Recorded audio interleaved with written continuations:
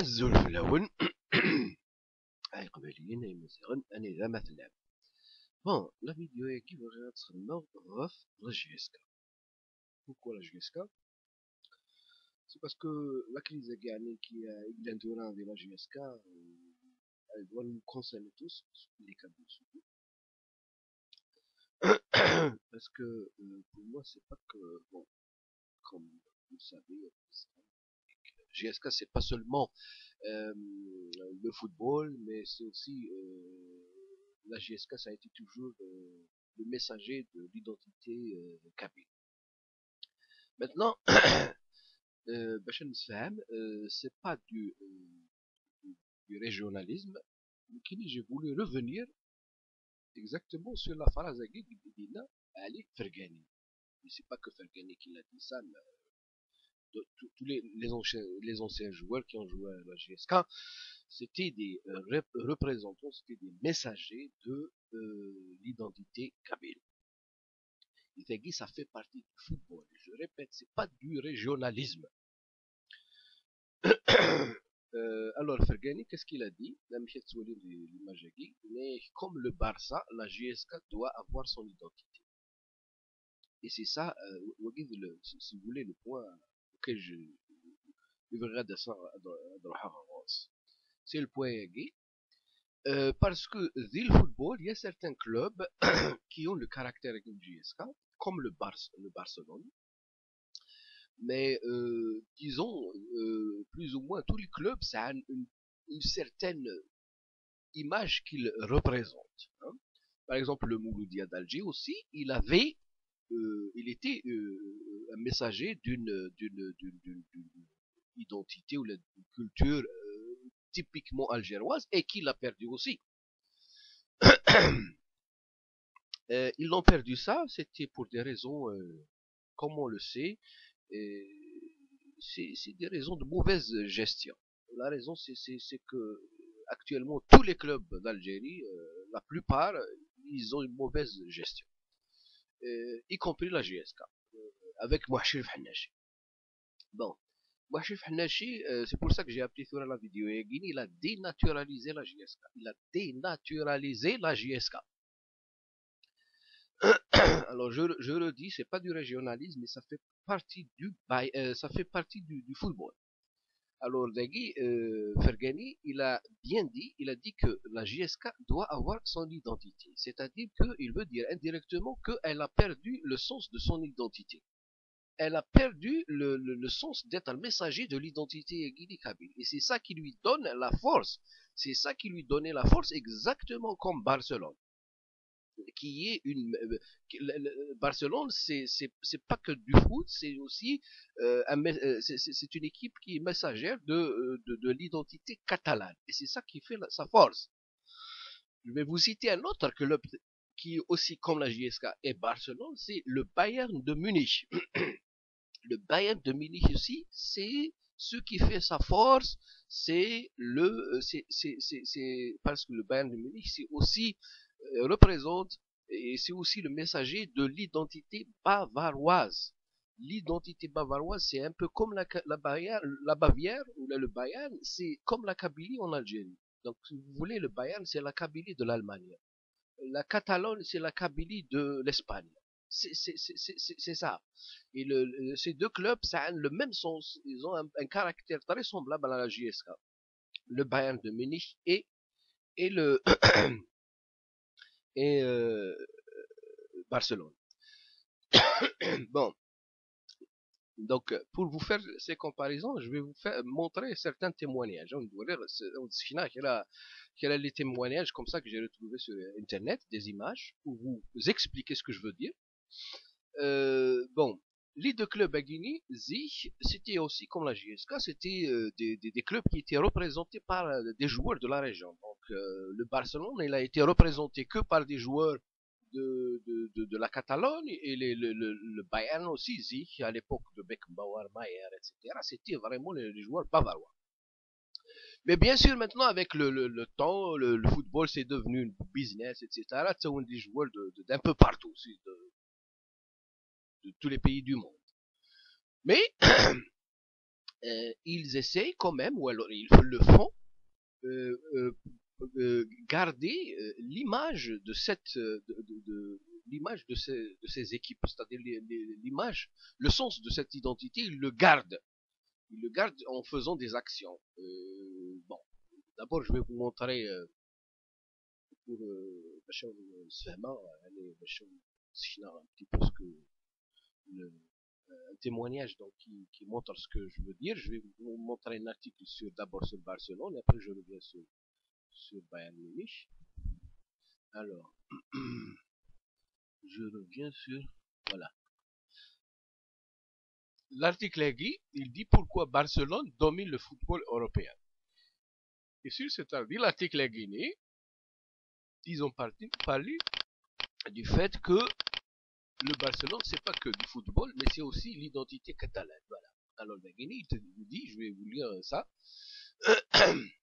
l'identité catalane qui est transcende.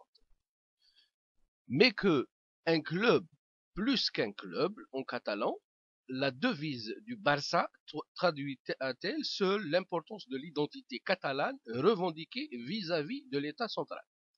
L'ancien président du club, Joan Laporta, expliquait d'ailleurs dans le magazine ZoFoot que les joueurs du Barça sont des messagers de la catalanité. Qu'ils soient nés en Catalogne ou pas, les Barcelonais sont surmotivés par leur rôle d'ambassadeur de la culture catalane au-delà même du sport. Ils sont surmotivés par leur rôle d'ambassadeur de la culture catalane. Surmotivés.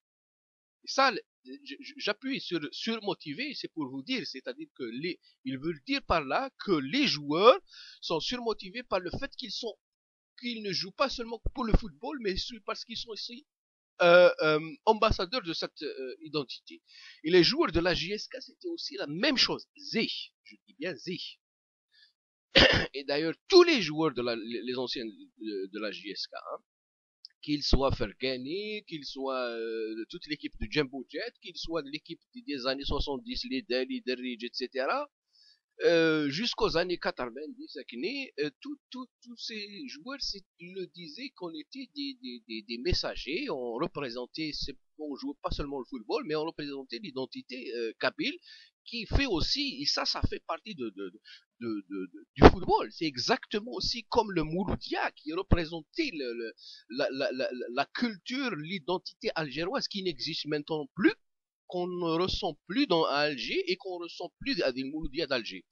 Et d'ailleurs, c'est ce qui fait le charme de voir les matchs de JSK contre le Mouloudia, qui n'ont plus maintenant l'importance comme Mzemzi, parce que les deux clubs, ils ont perdu leur identité.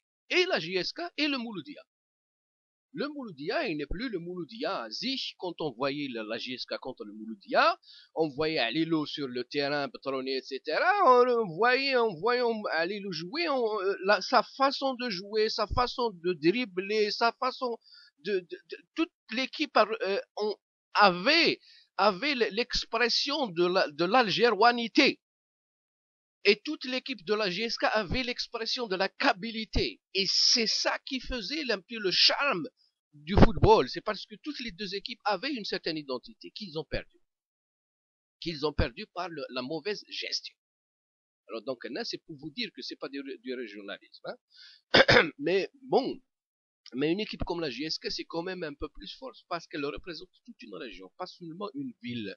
Elle représente toute une région, une identité de toute une région. C'est comme le Barcelone qui représente toute la catalanité et comme le Bayern Munich qui représente toute la Bavière, pas que seulement que Munich. Ça, on appelle Bayern de Munich, mais Bayern qui veut dire aussi la Bavière, toute une région. Maintenant, je reviens je vais vous montrer certaines images du Bayern. Comment eux maintenant ils font pour garder le son sagui que l'équipe avait Zich. Mais maintenant, comme c'est des joueurs qui viennent de un peu partout, ils doivent garder cette identité. Bon, la Guinée, l'image de Swellim, c'est une image qui montre des joueurs du Bayern de Munich. C'est les pantalons guinéens, c'est des pantalons ondins. c'est un habit traditionnel. À côté les chemises, la chemise, le pantalon, c'est un habillement traditionnel euh, de la Bavière. C'est-à-dire, qui exprime qu'ils sont bavarois, qui expriment comme ils sont messagers de l'identité bavaroise. C'est comme si vous, لو كان تورات une photo jouer JSK, c'est Varnies. Ils vont faire une photo comme ça va être la même chose. Alors, ils le font comme ça, mais pourquoi ils le font comme ça? Je vais vous montrer d'abord d'autres photos et je reviens et je vais vous expliquer après le sens pourquoi ils le font. Même que c'est des joueurs qui ne sont pas bavarois d'origine, euh, mais ils le font pour montrer leur attachement à la bavaroisité et pour montrer qu'ils sont messagers de la culture bavaroise, de l'identité bavaroise. Voilà. Les Guédarans, c'est des joueurs qui sont en train de se promener Munich avec les petits genres de shorts qui sont en daim, en allemand on appelle ça Lederhose, c'est-à-dire un pantalon en daim. Voilà. Schweinsteiger. C'est Philippe Lam à Müller qui portent des pantalons Bilda, alors qu'ils ne sont pas des Bavarois, les deux. Je pense Müller si, mais Philippe Lam non. Voilà maintenant même un noir qui porte le pantalon béni traditionnel de bavarois. C'est pour montrer qu'ils sont des messagers de l'identité bavaroise. Voilà, même Franck Ribéry, qui est français, qui fait la même chose. Il porte le pantalon guiné bavarois pour montrer qu'il est messager de la bavaroisité. Voilà, maintenant toute l'équipe. Hein? Et bien sûr, la bière, c'est-à-dire, et la bière. Et la bière aussi, c'est le symbole de la Bavière aussi. Parce que la Bavière, c'est la région qui vraiment consomme le plus de bière en Allemagne. C'est vraiment la région originale de la bière. Même parce qu'en Allemagne, on pense que l'Allemagne, bon, la bière, c'est toute l'Allemagne, oui, mais il y a certaines régions en Allemagne qui boivent plus le vin que la bière. Mais les Bavarois, c'est vraiment, c'est la bière. Le vin, c'est Nara. Voilà. Voilà. Je vais vous montrer encore une autre fois, une autre photo. Tagui, c'est une photo, la même chose, que c'est des, si vous voulez, c'est aussi à Munich, c'est les joueurs du Bayern de Munich qui sont là avec leur femme. Alors, Tagui, c'est la femme de Mario Gomez, je pense.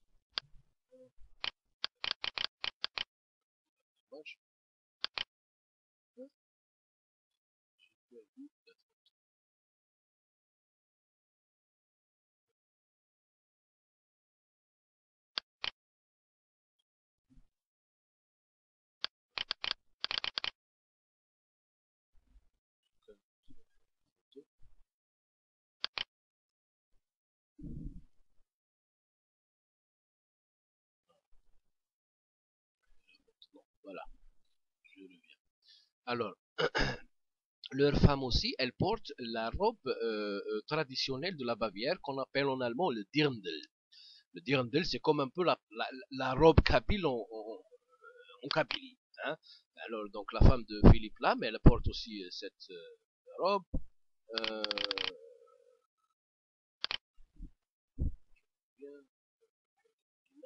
voilà, une minute, je reviens. Voilà. Alors, ça, c'est ce qu'on appelle le dirndl. C'est une robe bavaroise. Tegui aussi, elle porte la robe traditionnelle. Elle porte aussi la robe traditionnelle. Alors, Tegui, imaginez-vous, nous connaissons une fête quelque part à Tizi Ouzou, les joueurs de la JSK, ils vont à Dessen Sevarlies, et leurs femmes, elles vont porter la robe kabyle. C'est ça à peu près. C'est pratiquement ça. Hein. Même qu'ils sont pas des Bavarois, je ne sais pas, quelques-uns sont des Bavarois, je sais pas, je crois que Schweinsteiger est Bavarois, je pense.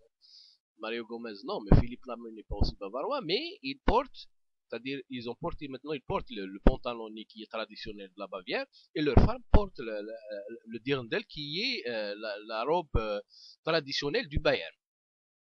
Voilà. C'est pour montrer toujours qu'ils sont des messagers de cette identité. Mais pourquoi ils le font? Parce que ça fait partie de la gestion de ce club. Ça fait partie de la culture de ce club. Ça fait partie de la tradition du club. Ça fait partie de l'histoire du club et il faut la garder pour garder le lien avec l'équipe, avec les supporters. C'est pour garder tout le charme de l'équipe. C'est pour garder les supporters. C'est pour être proche des supporters et c'est pour garder le lien avec les supporters. Alors que nous, on a perdu tout ça. Bon, Zich, c'était des joueurs kabyles qui jouaient à la JSK jusqu'aux années 90. Après, ils ont professionnalisé le football et c'est normal.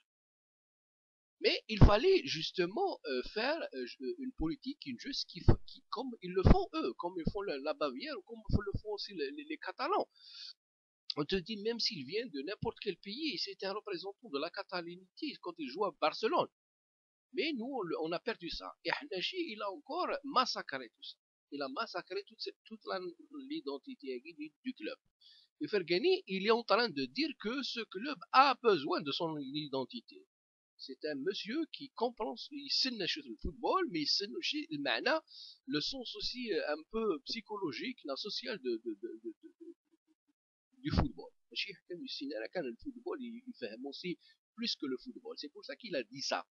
Et tous les joueurs qu'ils soient Fergani, Beris, Deli, Derridge, Chipalo, Yuka, tous, Abdeslam, Yousfi, Ben Gilti, tous, ils étaient des messagers de cette identité. Et je le dis, c'est pas du régionalisme, mais ça fait partie du football.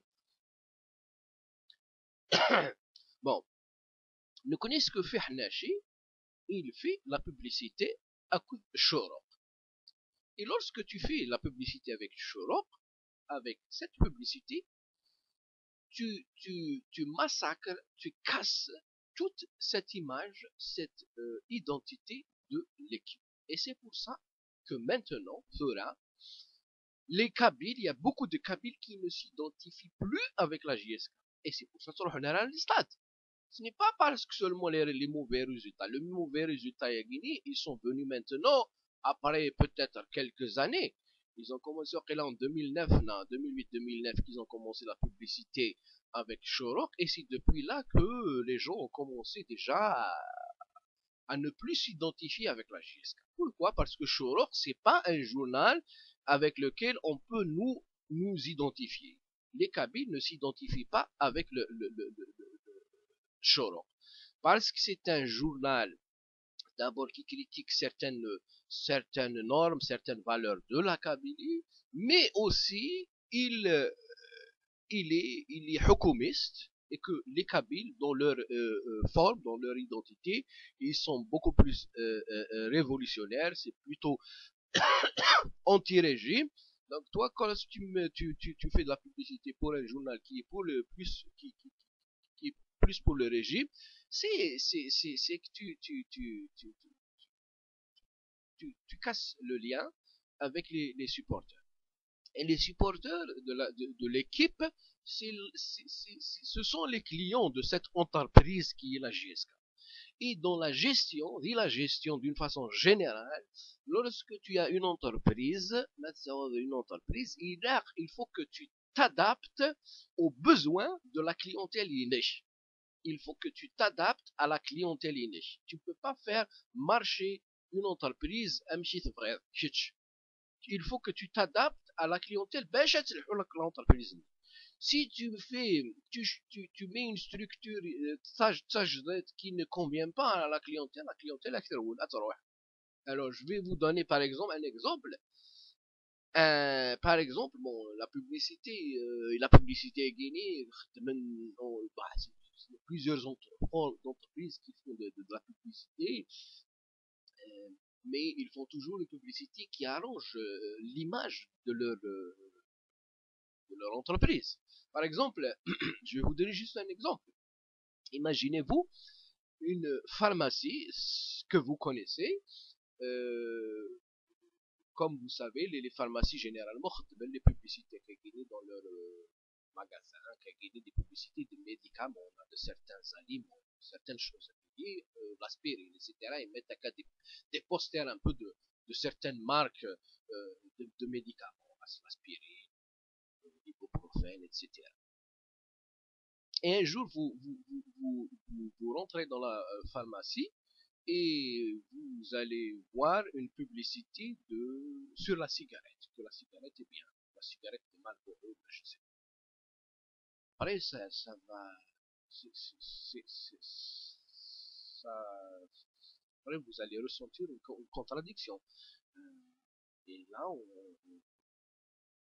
va automatiquement perdre la confiance avec la pharmacie.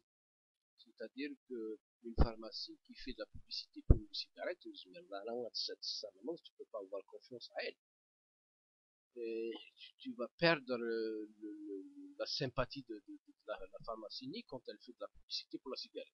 Par contre, lorsque c'est un café, vous rentrez dans un café, dans un bar, et vous voyez une publicité de la cigarette, c'est normal. Ça peut, ça ne gêne pas. Par contre, aller trouver une publicité de la cigarette dans une pharmacie, c'est pas normal. C'est contradictoire. Et c'est ça, c'est la même chose. Maintenant, la publicité RGSK. Je vais vous donner un autre exemple. Par exemple, le Bayern. Le Bayern, il fait de la publicité pour toute chose, grandes entreprises, etc. Mais il fait beaucoup de la publicité sur la bière, parce que la bière, ça fait partie de l'identité bavaroise. Ça fait partie de l'identité bavaroise. C'est comme si, quand par exemple, une grande entreprise en Kabylie qui fabrique de l'huile d'olive, et ils vont sponsoriser la JSK, ça va être quelque chose qui va convenir à 100%. Ça serait une publicité qui va convenir exactement à l'identité de la JSK. Ça va être un entrepreneur, un grand entrepreneur qui produit de l'huile d'olive, et il va faire une publicité, il va sponsoriser la JSK. Ça serait une publicité qui va, sur laquelle la JSK profitera et le sponsor va profiter. Par contre, quand il fait Choro, moi je profite, mais nous, les supporters, on n'en profite pas parce qu'on ne s'identifie pas avec ce journal. Donc, tu nous casses tout le lien avec la JSK. Tu casses tout le lien avec la JSK. Et d'ailleurs, même Yousfi, Saleh Yousfi, c'est ce qu'il a dit. Il a dit que moi je suis tout simplement avec les résultats qu'il a ramenés, c'est une preuve d'une mauvaise gestion. Il dit que tous les clubs de l'Algérie actuellement, que sont tous ils ont la mauvaise gestion. Tous, tous. D'ailleurs, même, enfin, ça c'est pas la peine que je le dise, c'est autre chose. Bon, je reviens. Alors, je reviens à la publicité. Par exemple, le Bayern, je vous ai dit que le Bayern fait la publicité de la bière ou autre chose, mais il va jamais faire de la publicité sur le vin. Le connaît une entreprise qui voudrait sponsoriser le club, euh, une entreprise qui fabrique du vin, par exemple, le Bayern de Munich, il va jamais accepter ça. Il va jamais faire de la publicité pour le vin, parce que le vin, si il va casser toute l'identité du club, parce que les Bavarois, c'est des gens qui se montrent comme buveurs de bière, mais jamais du vin. Le vin, ils le boivent comme ça, mais ça ne fait pas partie de leur identité. Donc, le Bayern de Munich n'a jamais fait de la publicité pour le vin, il ne va jamais le faire parce que ça ne va pas correspondre à l'image de l'équipe. Donc, c'est pour que je reviens dans la gestion, dans toute la philosophie des clubs qui sont comme le Bayern et Barcelone. Ils font de la publicité, mais tout en gardant tout en gardant l'image de l'équipe, l'identité du club, et le sens de ce club aussi, le sens identitaire du club. Et voilà, c'est ce que je voulais vous dire. Donc là, Mouhchef Hannachi, avec toute sa politique, et surtout la publicité avec le Shorok, il a cassé complètement le sens de la JSK. Voilà, c'est ce que j'ai voulu vous rapporter. وعندنا تنمير